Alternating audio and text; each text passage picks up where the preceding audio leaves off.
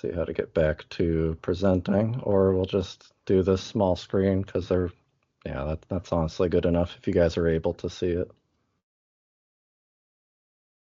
I know, but I don't get as much visible chest hair, so that's really the problem here. I see. We'll work that in for the Belgian double one a year from now.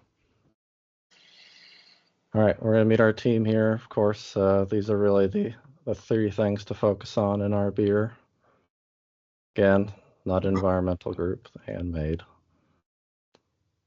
little bit about me. I'm not a Belgian monk, in fact, despite the hair loss.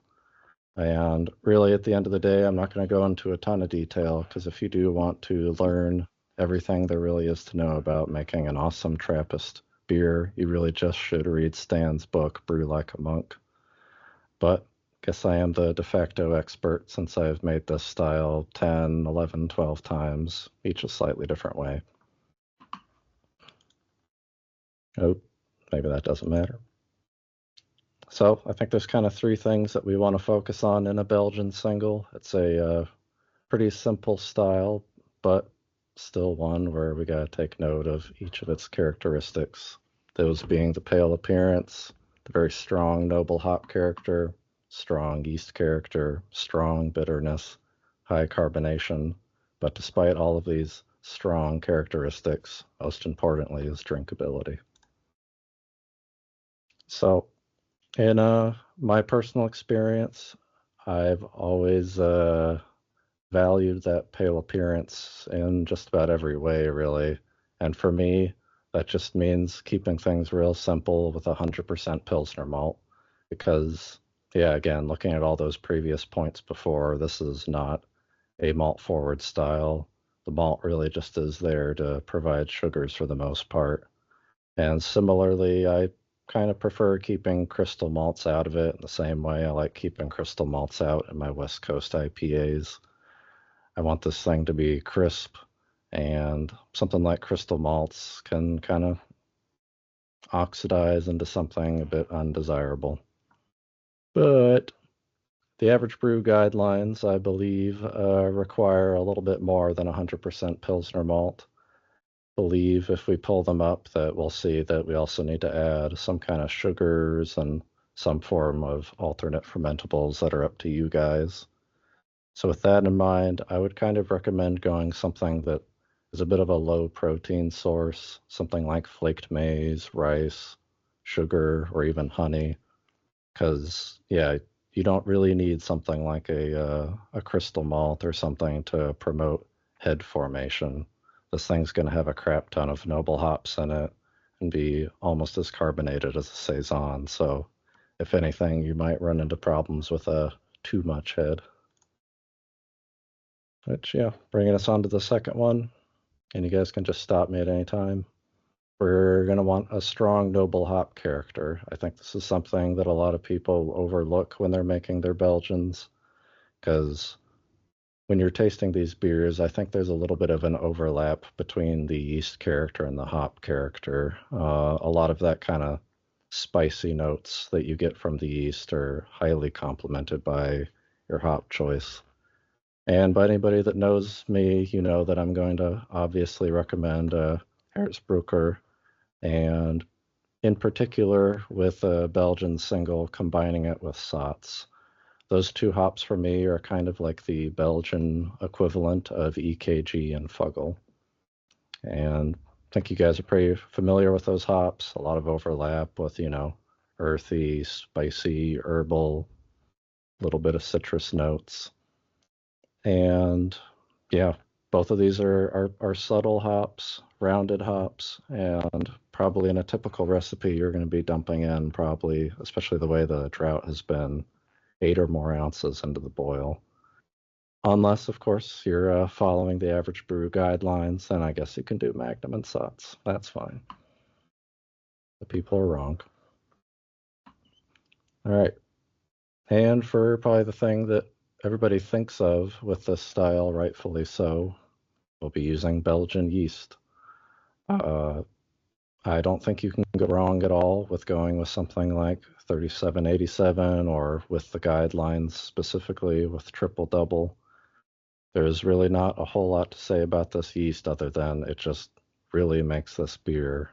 Those crisp, spicy, and I know it's a little bit of a meme these days, but pear flavor that you get from that yeast pairs really well with any noble hop. Likewise, we do want to drive that character. I personally like going around that 72 Fahrenheit level. For me, that gets you cranking out plenty of that pear flavor from that yeast while still avoiding getting into banana territory. And I just kind of want to make a note that it's a-okay if you want to make this as a pressure fermented beer.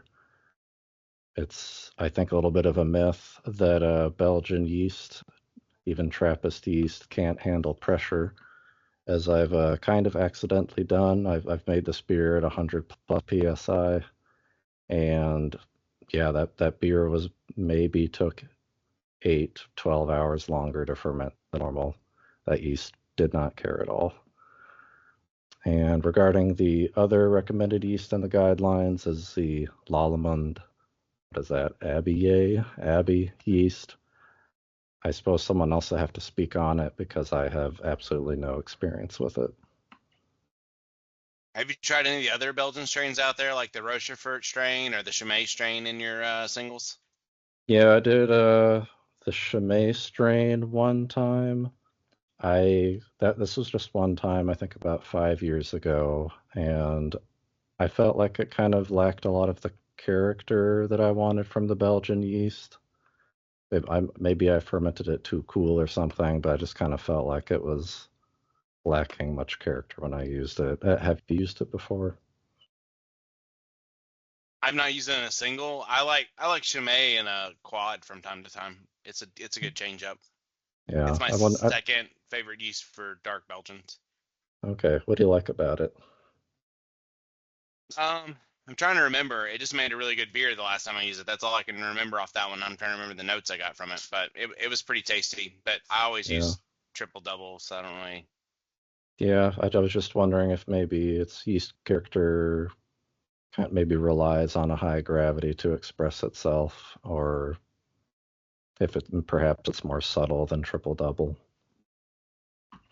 And maybe that's why in the single I made with it, it was not particularly characterful. But again, that was just a single time that I made it. Yeah, yeah. Wait, I've used the Abbey dry yeast a couple times, and I've used Chimay, the WP 500, a couple times. I feel like there's a quite a bit of overlap between those. They have a lot of push a lot of kind of Mm. cherry character, and I guess partially to me, I think cherry often hits me as the cough syrup that I grew up with. So I that so it well it may be a pleasant flavor to others. It just kind of like hits me a little bit kind of wrong sometimes when it comes off a little strong. But yeah, I'm a huge fan of the WP 530. Let's see, I've got Yeah, yeah. I can't say I'm a big fan of who is it Samuel Adams Cherry Wheat that I think is perhaps my least favorite beer ever. So I can't say I'm a huge fan of cherry and beer. Yeah, yeah. I mine is fermented. I think like most of ours will be with the Abbey yeast, and I'd be curious to hear if anyone else has the same experience because I get a lot of it. Almost reminded me of a half when it was young, like very isoamyl acetate forward, very banana-y, kind of a little bit acidic, which I almost come to expect in Belgian beers. Um, but certainly not the super phenolic kind of character that I was expecting. So I'll be curious to hear anyone else's take on Yeah, Abby, but I like it. What'd you do with the yeah. temp? Um, I'd have to look at my notes. I know I open fermented it and I pitched it a little bit warmer, but I don't usually push my Belgians terribly high. So it probably maxed out around 70 to 72, just depending on however high the exothermic heat in the basement got to. Yeah, I was Hmm. gonna say I pitched at 68 and let it free rise to 75. And How's I your com care? Did it come out kind of similar to what I was describing, or are you getting yes, something different? actually, it kind of Really? did. But Huh. it's young. I'm only, I don't know, day 5 on CO2. So I mean we're a little young yet on this one. But Okay. but yeah, and I did the same with the quad. I let that free rise, and that shut up in no time in heat because that thing was it ripped after being thrown on the yeast cake. But mine was fermenting in 2 hours. Abby just shredded through that beer. Yeah, exactly. So I was up to 75 degrees in no time with that. But anyway, this is my first time using this yeast, and Is it the same blow-off tube requirement for the quad? Because I know 530 triple double, you would be wise to use a blow-off tube. I didn't have to. It was fine. It bubbled away just fine. The Krausen ring in there was pretty freaking nasty, and it was right at the tippy top of my fermenter. So it was close, but I'm excited to open up that vessel and see what I got to clean because I'm not sure what it looks like yet. It's some of the grossest cleaning you'll ever do with Belgian yeast strains. It's so sticky, icky, nasty. Somehow Belgian yeast Krausen is the worst. But it's not actually STA1 positive, so that's the good news.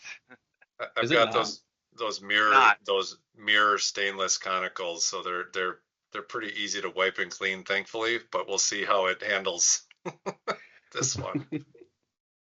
Yeah, they know that yeast has little tiny hands that it likes to use to climb right out of your fermenter. So I had no blowouts, thankfully.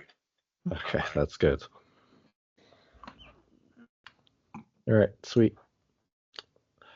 So yeah, and another point that I think is worth bringing up is that I think adding to the drinkability of this beer is its high IBU count.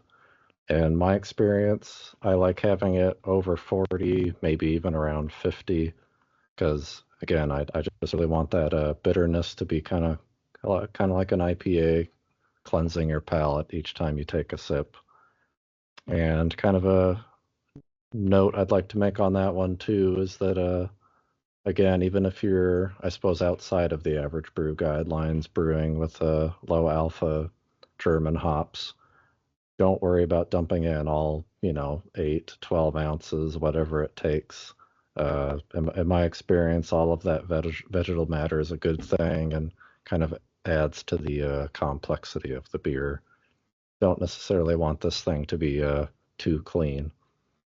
But yeah, again, with the people being wrong, the guidelines are 25 through 35. So with, I think, a high IBU being, in my opinion, pretty crucial, I would aim at the upper end of that range at 35 IBUs. And pretty much the last point, high carbonation, of course. If you can, pushing over 3 volumes is ideal, which I think people like Jordan Folks have talked about how it's a lot easier to actually have a highly carbonated beer if you bottle it. It gets pretty hard to actually get all of that CO2 into solution in your glass from a tap. So a little trick that I think actually got mentioned, was it Basic Brewing you guys were talking about? I didn't listen to it, but adding a carb drop into a sturdy bottle that you just kind of bottle normally from your tap gets you to I think, a really pleasant amount of carbonation. Of course, make sure you're using a sturdy bottle because you'll probably be a hair above 3 volumes if you're bottling from the tap and dropping in that carb drop. And yeah, as it says here, not only do you get the benefits of high carbonation, but I think bottle conditioning is a great thing to do with this style. I think kind of those crisp pear notes come out the most after 6 months or so. And yeah, even though it is a pale, pretty low ABV style, I think it really can benefit from aging itself. But if you don't want a bottle, maybe consider getting some ridiculously long lines. So I can't be the only one here with 15-foot lines. I'm just saying. Right. Yeah, you should have it for sparkling water anyways. So yeah, bring that all together with drinkability. Here's kind of what's been my go-to recipe for better part of a decade. Like favoring sulfate over chloride, kind of a 2-to-1 ratio, probably like 100 to 50 is what I usually go for. 1050 OG, want it to be a moderate strength beer, 100% pills. And if you're like me, might as well mash at 165, but I understand if you don't want to. And dumping in probably 90% of your hops at a first wort, you'll still get plenty of flavor from those additions. But just to give it a little zip-pizzazz, yeah, feel free to add something like 1 ounce of your favorite noble hop at flame out. And however, if you're actually going to be following the guidelines, to kind of still keep it pretty crisp, I would be bumping down the OG to 1045 to kind of compensate for that lower IBU count that we voted on. And stick with those low protein sugars for your adjuncts. I would go with probably something like, probably works out to about a pound of table sugar and a pound of honey, something like that. And try to get a bulk of your bitterness from the Magnum edition, and kind of similar to that original recipe, toss in an ounce of Sots, 15 minutes, and flame out. Brew for philosophy, knowing that you can't mash at 165 or whatever, and you've had to adjust your entire brewing process as a result. It actually completely wrecks me. You're not wrong at all. Because, yeah, it's really easy to just squeeze out those grains when you're squeezing out a mash that's 164 or so by the time it's done. But, yeah, anyways, just go out and violate all those rules, get 10,000 Jersey Tims, and brew however you like. I'm just one person who's never been to Belgium. Blah, blah, blah, contact me stuff, because this is for a website.